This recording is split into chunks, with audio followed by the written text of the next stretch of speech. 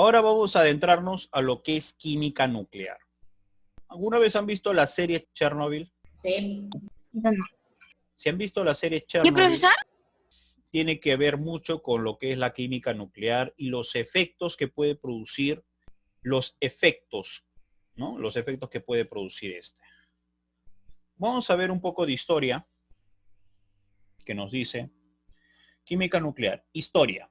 En 1896, Henry Becquerel, al estudiar la sal de uranio llamado pechblenda, descubrió que ésta emitía radiación de alta energía. A esta emisión espontánea de energía se le denominó radioactividad. Lo que sucedía es que Henry Becquerel trabajaba con planchas fotográficas. ¿Por qué? Porque en ese momento estaban estudiando lo que era la luminiscencia. Entonces, él trabajaba con planchas fotográficas. Cuando él precisamente agarra el pechblenda, que es sal de uranio, hasta ese momento no se conocían las propiedades de la sal de uranio. Emitía radiación en la oscuridad. Entonces, ¿qué sucedía? Cuando lo une a la placa fotográfica lo que hace es velarse. Una placa fotográfica se vela solamente en presencia de mucha luz. Cuando le da una placa fotográfica, le da la luz por mucho tiempo, se vela. Entonces, él se da cuenta de que la sal de uranio estaba irradiando algo que no se veía, que no se puede ver, porque es como agarrar una piedra de la calle. Profesor, agarra una piedra, pero no te puedes imaginar que esté botando radiación porque no se ve nada. Tú dices, es una piedra común y corriente. Entonces, a ese fenómeno se lo denominó radioactividad. Él no empezó estudiándolo en realidad. Él solamente expuso lo que había visto. Quienes ya lo estudian a profundidad, con más detalle, fueron los esposos Curie, María Curie y Pierre Curie. Ambos lo empiezan a estudiar, inclusive María Curie en ese entonces lo que hace es en su propia cocina de su casa, elabora como una especie de laboratorio, trabajando con estos materiales radioactivos. Muy bien. Estudios posteriores realizados por Rutherford revelaron 3 tipos de radiación: la radiación alfa, la radiación beta y radiación gamma. Estos 3 tipos de radiación que emiten precisamente estos materiales radiactivos tienen cada uno una particularidad al momento de interactuar con otras partículas. Cada tipo difiere de su respuesta a un campo eléctrico. Cuando lo sometemos nosotros a campo eléctrico, vamos a ver que tanto la partícula alfa como la partícula beta tienen la capacidad de poderse desviar, pero la partícula gamma no.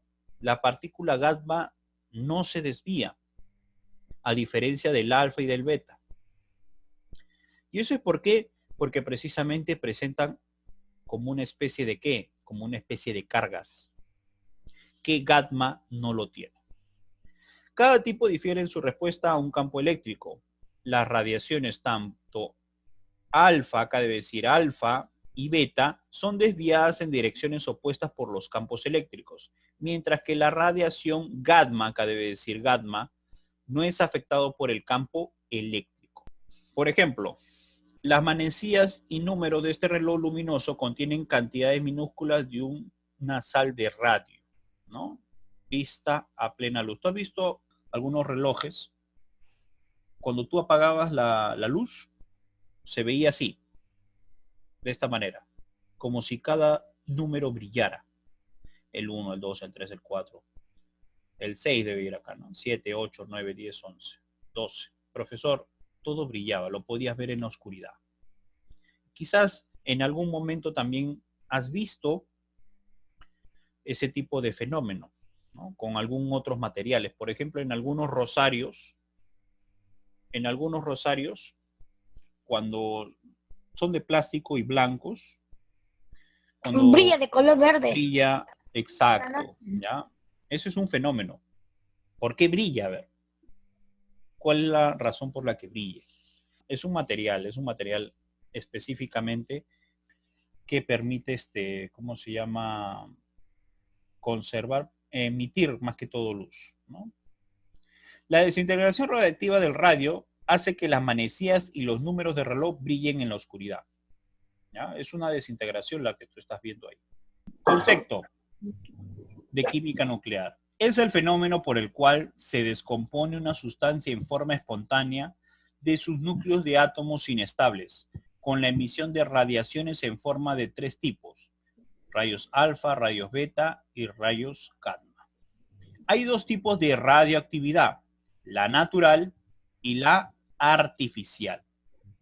La natural es la descomposición espontánea de un núcleo atómico natural con emisiones de rayos alfa, beta y gamma.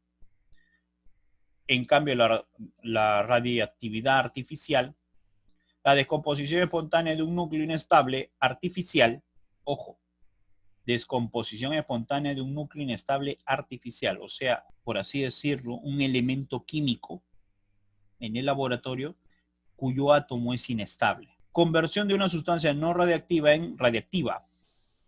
Por ejemplo, nuestra tabla periódica nosotros tenemos bastantes elementos. Uno de esos elementos, muchachos, nosotros lo que hacemos es, de no ser radioactivo, lo transformamos a ser radioactivo. Y profesor, ¿cómo se hace eso? Se hace mediante se produce una inestabilidad en el núcleo atómico por presencia, puede ser, de mayor cantidad de neutrones. Lo normal, por ejemplo, en el caso del carbono 12, ¿ya?, es que haya aproximadamente 6 protones y 6 neutrones. Pero para que yo vuelva a ese carbono radioactivo, ¿qué tengo que hacer? Le agrego 2 neutrones más a ese átomo. Y cuando le agrego 2 neutrones más a ese átomo ya se vuelve inestable y empieza a emitir radiación alfa, radiación beta, radiación gamma.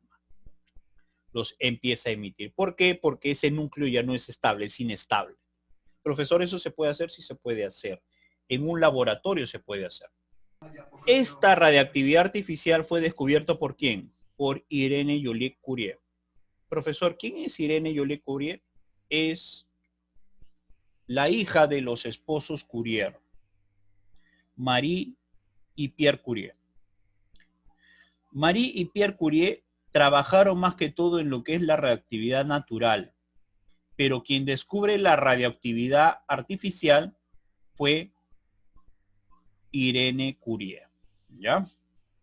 Las reacciones nucleares, ¿qué son? Son cambios en las partículas del núcleo de un átomo y por consiguiente causan cambios en el átomo mismo. Es lo que les hablé hace un momento, cómo hacer que un átomo se vuelva inestable. Las reacciones nucleares resultan en la transmutación de un elemento en un núcleo diferente o en un elemento diferente. Cuando hablamos de transmutación ya estamos hablando de ¿qué? De cambio en la cantidad, ¿ya? ¿De qué? Del núcleo atómico. La cantidad de qué puede ser de protones, puede ser de neutrones. Puedo cambiar. Eso es una transmutación.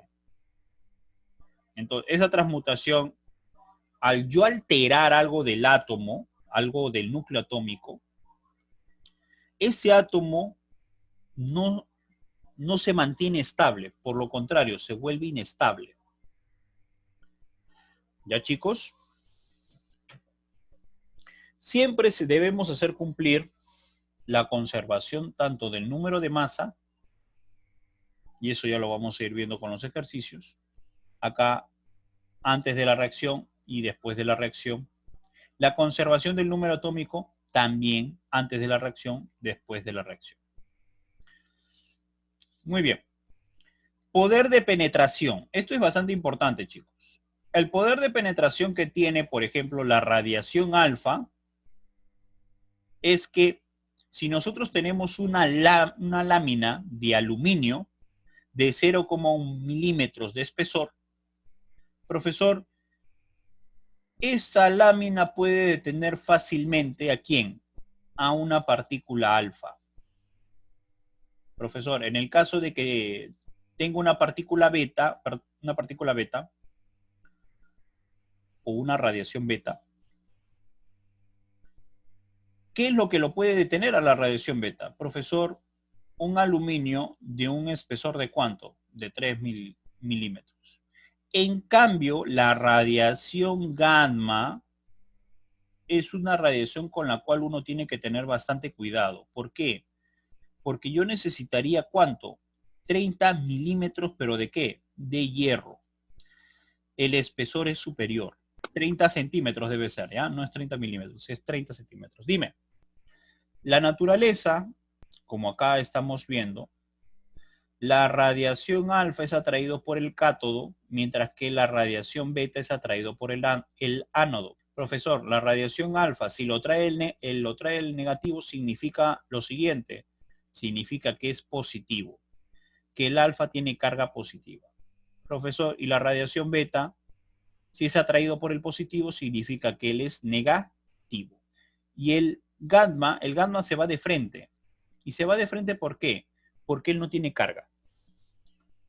Entonces, si nos dicen qué carga tiene la radiación alfa o la partícula alfa, profesor, positivo.